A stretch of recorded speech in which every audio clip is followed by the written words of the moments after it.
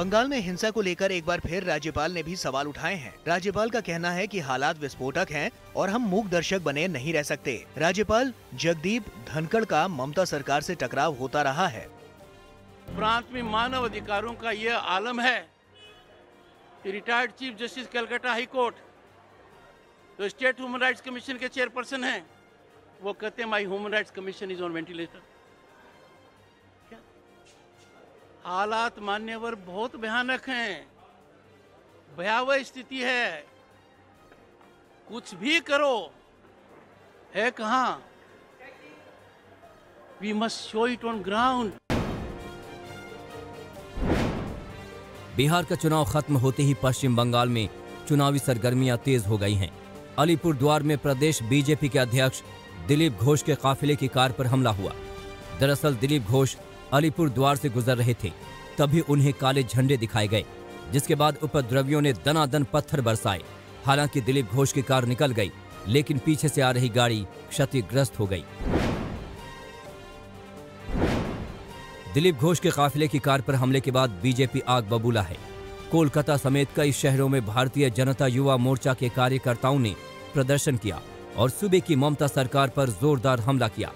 कोलकाता में बीजेपी मुख्यालय के बाहर जमकर नारेबाजी हुई। सिलीगुड़ी में बीजेपी कार्यकर्ताओं ने विरोध रैली निकाली, लेकिन पुलिस ने फौरन मोर्चा संभाल लिया। बर्दवान में प्रदर्शन के दौरान बीजेपी और टीएमसी के कार्यकर्ता आपस में भिड़ गए। काफिले पर हमले के बाद बंगाल बीजेपी के अध्यक्ष दिलीप घोष ने सूबे की ममता सरकार पर जोरदार निशाना साधा। कहा कि अगले साल होने वाले चुनाव में जनता जवाब देगी। उधर बीजेपी ने राज्य की कानून व्यवस्था को लेकर सवाल उठाए। ममता बनर्जी बहुत सहमी हुई हैं। जो सत्ता से उनका प्यार है वो कहीं ना कहीं डरी हुई है कि सत्ता ना चली जाए। ये जो सांप्रदायिक राजनीति आप कर रही हैं। पश्चिम बंगाल के अंडाल में तृणमूल कांग्रेस के दो गुटों में जोरदार संघर्ष हुआ। दोनों गुटों के बीच गोलीबारी में एक नेता की गोली लगने से मौत हो गई, जबकि दो कार्यकर्ता गंभीर रूप से घायल हो गए। उधर पूर्वी मिदनापुर में टीएमसी के दो गुटों में भिड़ंत हुई।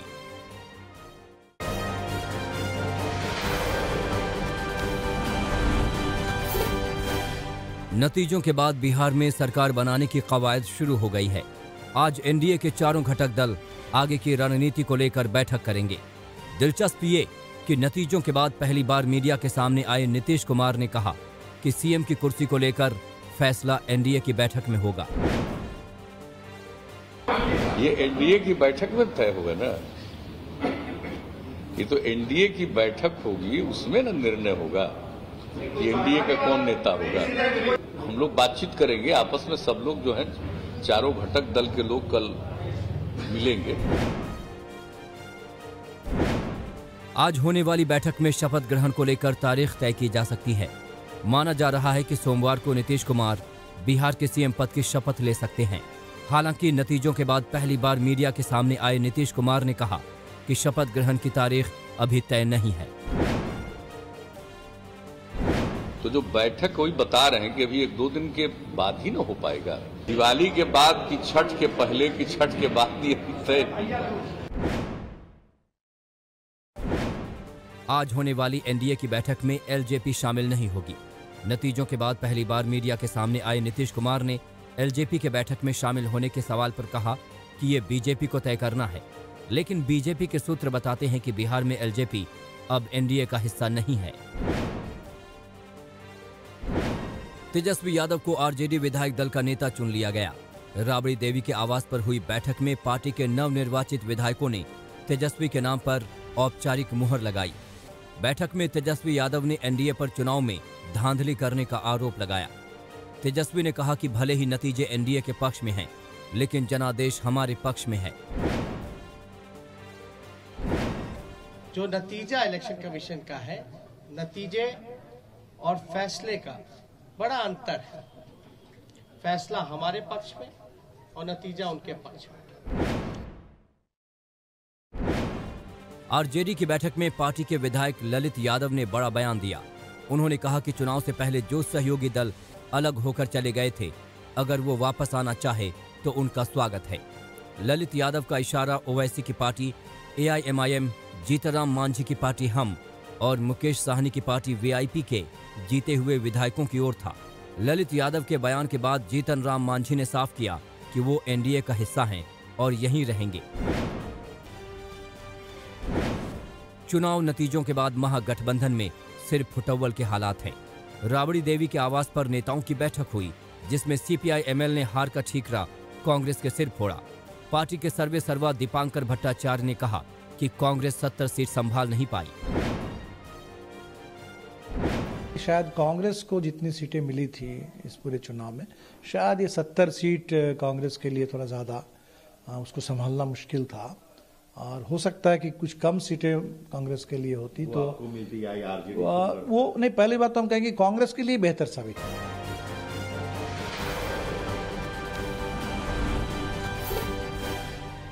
दिल्ली में कोरोना कहर बरपा रहा है।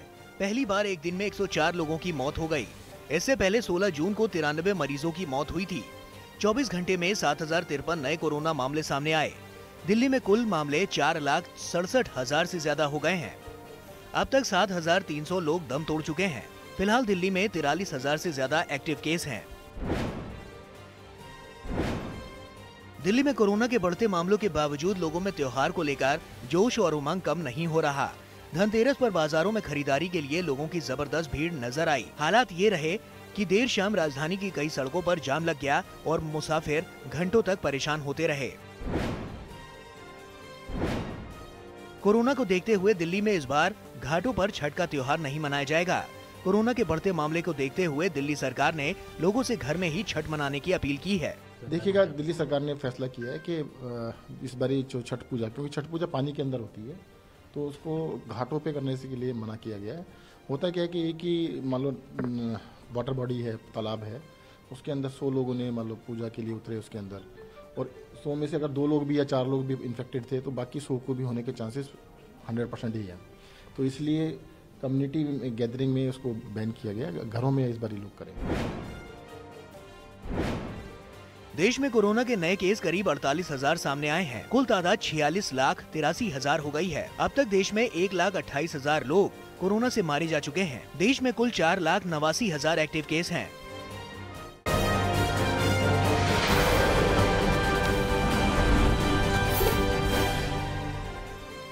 आज राम की नगरी अयोध्या में दीपोत्सव मनाया जाएगा। छोटी दीपावली के दिन पूरी अयोध्या रोशनी में नहाएगी। राम जन्मभूमि परिसर में पहली बार गाय के गोबर से बने 40,000 दीपक जलाए जाएंगे। राम की पैड़ी पर इस बार 5.5 लाख दीपक जलाने का लक्ष्य रखा गया है। इस बार राम की पैड़ी के 12 घाटों के बजाय 24 घाटों पर दीपोत्सव किया जाएगा। दीपकों की काउंटिंग 3 ड्रोन के जरिए की जाएगी। दीपोत्सव के दौरान लेजर शो के जरिए राम की पैड़ी के किनारे बने मंदिरों की दीवारों पर पूरा रामायण दिखाया जाएगा। इस बार दीपोत्सव के दौरान सरयू के उस पार से होने वाली आतिशबाजी नहीं दिखाई देगी। लेजर शो के जरिए ही वर्चुअल आतिशबाजी का इंतजाम किया गया है। कोविड-19 को देखते हुए दीपोत्सव कार्यक्रम के दौरान अयोध्या के आम निवासी दिखाई नहीं देंगे। केवल वही लोग वहां मौजूद रहेंगे जिनके पास आमंत्रण या एंट्री पास होगा। आज राम की नगरी में दिन भर त्योहार का नजारा दिखाई देगा। करीब 12 बजे साकेत महाविद्यालय में राम और रामायण के जीवन वृत्तांत पर आधारित झांकियां निकलेंगी।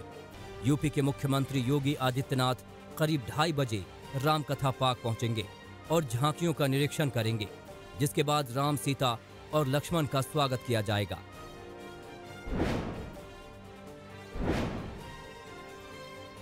खेती कानूनों के विरोध में पंजाब में आंदोलन कर रहे किसानों के लिए आज काफी अहम दिन है। आज पंजाब के 30 किसान संगठनों से केंद्र सरकार के 2 मंत्री बातचीत करेंगे। कृषि मंत्री किसानों के प्रतिनिधियों को खेती कानूनों से होने वाले फायदे की जानकारी देंगे। बैठक में रेल मंत्री पीयूष गोयल भी मौजूद होंगे। दरअसल पंजाब में किसानों के आंदोलन को लेकर रेल यातायात पूरी तरह से ठप है।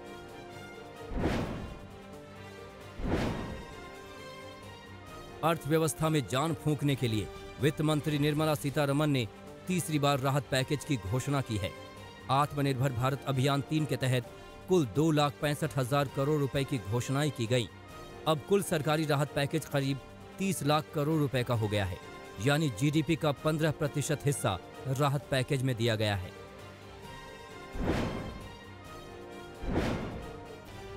सरकार ने कुल 6 राहतों का ऐलान किया है। रियल्टी सेक्टर को मजबूत करने के लिए घर के अग्रीमेंट के वैल्यू और सर्कल रेट के बीच के अंतर को 10% से बढ़ाकर 20% कर दिया गया है। खाद पर सब्सिडी के लिए 65,000 करोड़ रुपए दिए गए हैं। मनरेगा जैसी योजनाओं में काम करने वालों को पीएम गरीब कल्याण रोजगार योजना का फायदा होगा। प्रोविडेंट फंड में सब्सिडी दी गई है।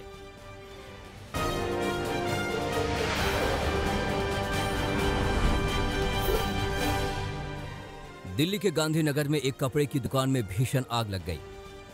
आग पर काबू पाने के लिए दमकल की 26 गाड़ियों को घंटों तक मशक्कत करनी पड़ी। आग की वजह से लाखों की कीमत के कपड़े जलकर खाक हो गए। इस दुकान का इस्तेमाल गोदाम के तौर पर भी किया जाता था। गनीमत ये रही कि आग में कोई घायल नहीं हुआ। फिलहाल आग लगने की वजह का पता लगाया जा रहा है।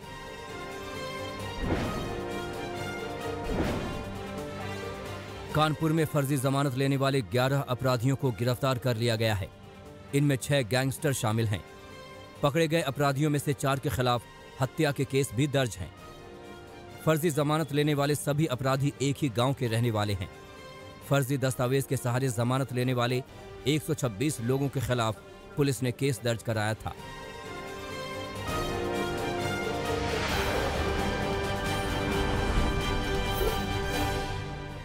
दिल्ली से गुरुग्राम में चैलेंज देकर एक शख्स की हत्या कर दी गई।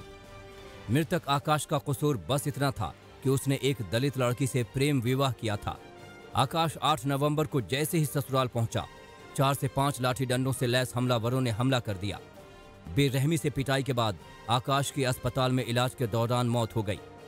गांव के ही दलित युवकों ने शादी के बाद आकाश को गांव में कदम रखने पर जान से मारने की धमकी दी थी। 5 आरोपियों को गिरफ्तार कर लिया गया है।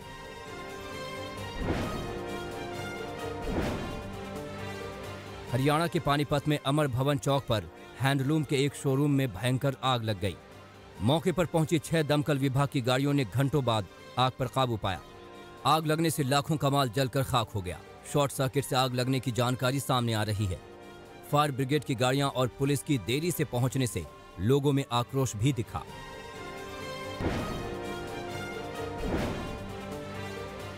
मेरठ में अचानक गद्दों में रुई भरने के गोदाम में आग लगने से हड़कंप मच गया। आग की चपेट में आकर गोदाम में 2 साल की मासूम की झुलसकर मौत भी हो गई। घटना मेरठ के थाना खरखौदा क्षेत्र के जमुना नगर की है, जहां अवैध रूप से बनी हुई रुई फैक्ट्री में आग लग गई। स्थानीय लोगों और पुलिस ने मौके पर पहुंचकर रेस्क्यू ऑपरेशन शुरू किया। मजदूर परिवार के लोगों को फैक्ट्री से बाहर निकाल लिया गया, लेकिन उनकी 2 साल की मासूम बच्ची आग में फंस गई। फैक्ट्री मालिक नफीस मौके से फरार है।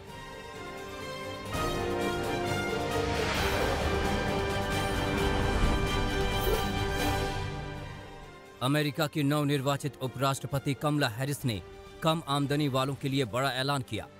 $4 लाख की सालाना आमदनी वालों पर इनकम पर टैक्स में बढ़ोतरी नहीं की जाएगी।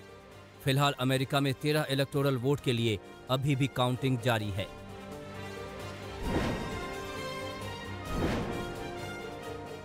जापान के प्रधानमंत्री योशिहिदे सुगा ने अमेरिका के नवनिर्वाचित राष्ट्रपति जो बाइडेन को फोन पर जीत की बधाई दी। इंडो पैसिफिक क्षेत्र में सुरक्षा को कायम रखने और आपसी सहमतियों को और मजबूत करने पर जोर दिया।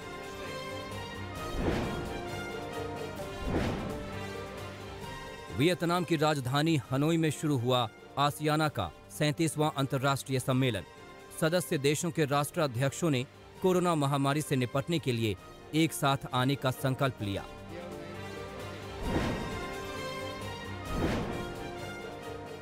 अजरबैजान के राष्ट्रपति इल्हाम एलियेव ने युद्ध में घायल सैनिकों से अस्पताल में मुलाकात की। नागोर्नो काराबाख में बार बार युद्ध विराम टूटने के बाद रूस ने विवादित इलाकों में अपनी सेना तैनात कर जंग रुकवाई।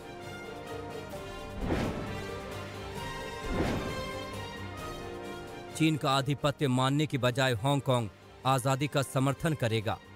नारों के साथ हांगकांग विधायिका में विपक्ष के सभी 15 विधायकों ने इस्तीफा दिया। चीन के राष्ट्रीय सुरक्षा कानून के विरोध में हांगकांग के लोकतंत्र समर्थक विधायकों में आक्रोश है।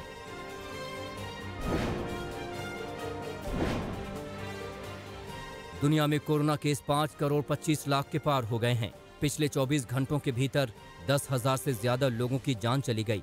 अब तक मरने वालों की संख्या 1,42,000 से अधिक है।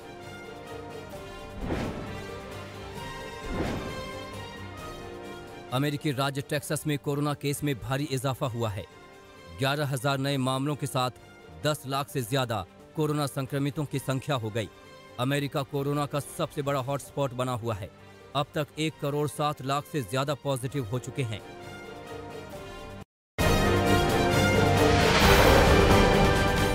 नमस्कार, मैं हूं अंजना ओम कश्यप। हमें उम्मीद है ये वीडियो आपको पसंद आया होगा।